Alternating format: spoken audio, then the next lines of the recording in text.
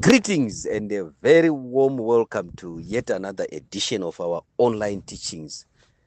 Today we are looking at the language of the Spirit, the language of God, or the language of spirits. Spirits have a language. Spirits can communicate with people, and people can communicate with spirits, verbally or non-verbally. The problem is most of us have been told by men of God, prophets and apostles and all, and they have made it look very complicated to hear God. They have left us with only one option when we go to God. We go to God to speak to Him and never to speak with Him. There is a difference between speaking to God and speaking with God. When you speak to God, you tell Him what you want Him to do. But you don't give God the opportunity to tell you what He wants you to do before He can do what you want Him to do for you. When you speak with God, you give God an opportunity to do something to you before He can do something for you. There are moments when God does not rush to do anything for us until He does everything that has to be done to us, to our character, to our understanding, our positioning, our maturity, our wisdom, before He can give us anything. God does not give you anything that will give the devil a foothold in your life, an opportunity to destroy you.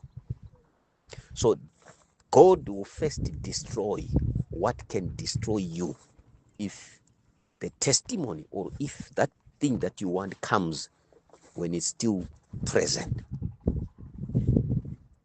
So when you go to God, let's say you are asking God for something like a husband, you are a girl. God, you then tell God the type of man that you want God to send to you as a husband. God does not just listen to you and do exactly as you have said. God will also tell you what to do so that you can be the right person for the right person you want to come from God. Talking with God helps us to become that which is eligible for what God has in store for His people. That's the importance of talking with God. But today I want us to learn something about how God speaks, or His language, the language of God. So I'll go back to our theme verse, Revelation chapter 3, verse 8, so that we understand the whole issue again. It says, I know all the things you do, and I've opened the door for you that no one can close. You have little strength, yet you obeyed my word and did not deny me. There are things that we must note in this verse. That according to what we can see, analysis, physical analysis, what this person needed was strength. The Bible says, God is saying you have no strength or little strength. So I can tell you that this person was going to God to ask for strength. And God is saying, you know what you want from me, but I know what you need from me. So God has a way of responding to our prayers according to His knowledge. So we all need to pray according to God's will and God's knowledge rather than according to our circumstances. According to this person's circumstance or to this church, what they needed was more strength. But God is saying you do not need any strength. You need to open your eyes. See. You need sight. You don't need strength. Because when you see, your strength will be restored. When you see what I am doing. So there is a grace that you must always ask God for. This is the grace to see what God is doing and what God has done for you. There is a level that you can reach as a believer where what you see only is what God has not done for you. And what you see is what is happening around. You do not see what God has done for you. I'm coming to the language of God, but I want you to understand this.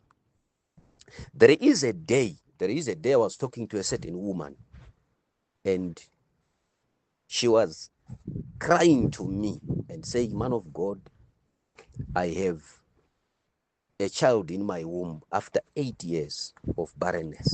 But now the problem is the child is in breech presentation, and the doctors are saying we are left with no option but to operate you if the baby does not turn in the next few weeks." And she was saying, "I am losing sleep."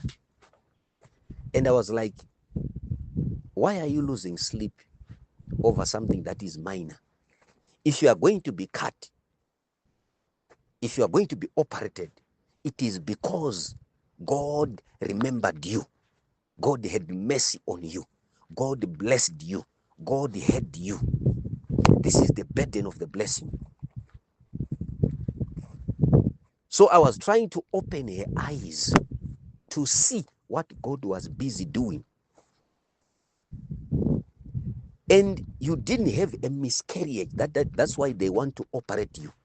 If you had a miscarriage, they were never going to operate you. You have a cheating husband because you have someone you call a husband. You have a cheating husband because you have somebody so good that every other woman wants him, even if he's married. Can you see the type of man, how good he is, how even achieving he is by looking at the things that are happening that are not good, and then they drive you to see the good that God did. I was talking to another woman the other day. She said, "Man of God, my husband is always cheating on me. 3, 4 women." And I said, "Do you have a house?" He says, "Yes, we have a beautiful house somewhere." "Are the children going to school?" She said, "Very good schools." "Is there food at home?" "Very much food." And I said, we need to thank God before we can go to God to cry. Did you thank God? Did you ever go to mention to him to say, "God, what did I do to deserve such a man who can supply 5 women with money and still leave us satisfied financially?" Have you ever thanked God for him? Or what you can only do is see what is not there and miss what is there. So in this verse, we see the person Jesus is talking to is not seeing what is there, but seeing what is not there. So there is a grace that must come. Oh God, help me to see what is there and miss what is not there and ignore what is not there. You must get peace from the good that you can see, even in the presence of the bad that you can't contain. But anyway, let me come down to the issue of the voice of God. Many people here said, "Of course, man of God, we heard you. that we must hear God. But how do we hear God? But before you hear God, you must know how God speaks. Today, I am going to start with a way that God speaks. It is called nonverbal cues or nonverbal means. And I will use examples that maybe you go through every day. The first example is, maybe I would refer to the testimony that I posted in the group, and those that do not read messages, I'm sorry. But I shared a testimony of a woman who was talking about how I prophesied to her when she was still in the line to get into the room for the one-on-ones. And I spoke to the guy who was by the door and said, there is a lady there who has a problem of falling and this and that. Do you know how God spoke to me about the woman? What I was holding fell. I was holding the anointing water in my hands, a bottle, and it fell. I picked it up again and it fell. And immediately I knew God was speaking to me about somebody who falls. And it was very correct. I later on had additional information, details. When you hear God, ask for details. I got details after hearing God through a non-verbal cue, a non-verbal communication. A bottle that was in my hand fell. And do you know what it means? It means two things. If there is a woman before me and I'm holding something and it falls, that person has an issue with miscarriage. She carries and it falls. So we are never taught the intelligence to interpret non-verbal cues by men of God, because they fear that you cannot come to them for prophecy anymore, because they charge you for prophecy or whatever. They want to remain special. Right. I will give you another non-verbal cue. There are many, plenty. Do you know that if God speaks to you, you can hear him through your hand, you can hear him through your head, you can hear him through your leg, you can hear him through anything that you are holding. Your car can hear God on your behalf, and it will be speaking to you on behalf of God. Let me show you something. If my friend today asks me for money, asks me to lend him some money, let's say 500 or 1,000, and I get into to the house to count the money. If I count the money and set it there and then recount it and find out that I made a mistake, let's say I was counting $10, $10 notes. After counting, I find out that I had put maybe 520 instead of 500. And then I remove the 20, the two $10 notes, and I recount again and find out that it's 490. And I put it together and I count it. And I find that it is 510, not 520. That is a message from God that I'm making a mistake giving that person money. God is saying, stop, don't give that person. It's a mistake that will destroy your relationship with that person, and that man will never come back again. Oh my God, oh my God, my God, oh my God. Every day, every time, every minute, God is speaking to you. But what you are focusing on, you are putting your ear on the wrong things. We were taught that God spoke to me with a loud voice, and he said unto me, Son of man. That's not how God speaks. Even if he says son of man, he can do it the other way. He can use the Bible to speak to you. He can use the radio to speak to you. He can use the combi driver to speak to you.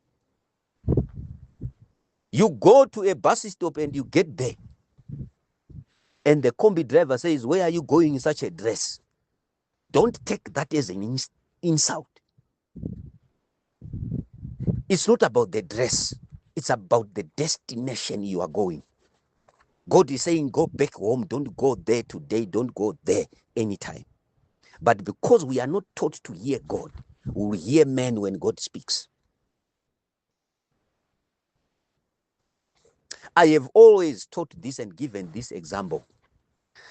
Do you know if a lady goes into prayer 12 days and 12 nights, asking God for a husband, and she asks God to send a man to marry her, if she doesn't hear God, she will not have the man from God, even though God would have given her. So you just don't have it if you cannot have the ability to hear God. So get the right ability, which is the ability to hear God, before you can have whatever God wants you to have. So if she prays, the day God sends a word to the lady to say, go and meet your husband at the shops, whatever hears that word on her body, be it the stomach or the head, will make her go to the shops. If that is heard by the head, she will have a splitting headache in the morning. And then by 10 o'clock, go to the farmers at the shops to buy painkillers. When she gets to the farmers, buys the medication, before she leaves the shop, she meets the husband. And from there, relationship starts. But if the same message is heard by her stomach, she'll feel hungry and she'll feel an urge to eat something that is not in the house. And she goes to the same shops. After buying that which she was craving for, she meets the man and comes back home. Yet it was the same message, come to the shops and meet your husband, but it was interpreted by the body part that had it. If it's a head, headache. If it's the stomach, hunger. I hope you are getting an understanding about how spirits communicate. So if the devil, if a demon wants to kill you along Mutare Road, it doesn't come as an invitation like, come and I will kill you. It will cause sickness in your rural home in Mutare. After causing that sickness, it will come here and enter you as compassion to see Tete who is sick. A message will come and say, Tete is in hospital on drip. She's very sick. When you hear it, instead of sending the money and everything, you feel like, I need to go and see Tete. Maybe she will die or before she dies. I really need to go there. And you drive and you are ambushed and then killed. So it came to you, the spirit of death or death, the voice of death came to you as compassion, as love. So every time something happens somewhere and you need to travel, always inquire, discern, who is calling me and for what? What is calling me and for what? My God, my God, my God, my God, my God, my God, my God. Oh, Jesus.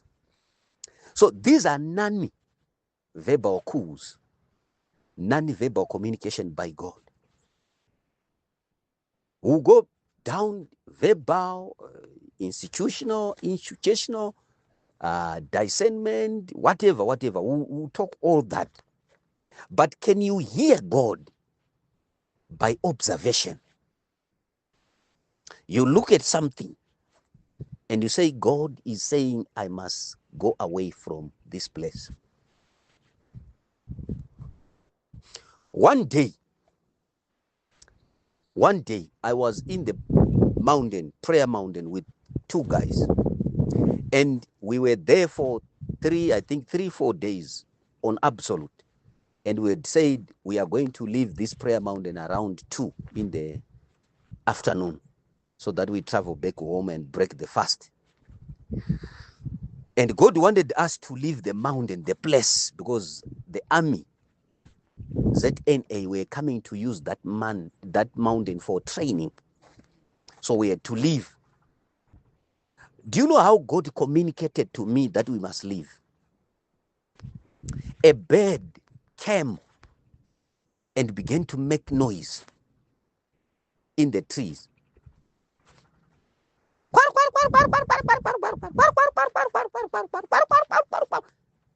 And I'm like, why is this bird ignoring our presence and making this noise? We can't pray when there is noise. It means we have to leave this place. Immediately, I then said, gentlemen, let's go. Around past 8, let's go. I didn't tell them why. I just said, God has told me that we must leave. Yet it was a bird that made noise. But the army was going to come and make noise. But the army's noise came as a bird's noise. The warning from God to say somebody or some people, some hundreds of people are coming to make noise for you, was compacted and put in a bird.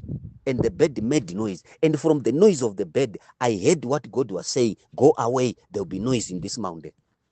And then people then asked, how do you hear God? It was simple. He came, he spoke, I heard, I obeyed, and I confirmed the word of God to be true. As we were going down the mountain, we met hundreds of soldiers with all kinds of things that can make noise. They were singing, they were doing all kinds, and they were going to use the whole mountain for their training for the whole day, because some people were already cooking down there to bring in food when they finish their thing. So their noise was going to disturb us. We were never going to do anything. But the noise came as the noise of a bird. I could hear what God was saying through the noise of the bird. That's how God speaks to us. So go down deeper and deeper and learn more. You are blessed.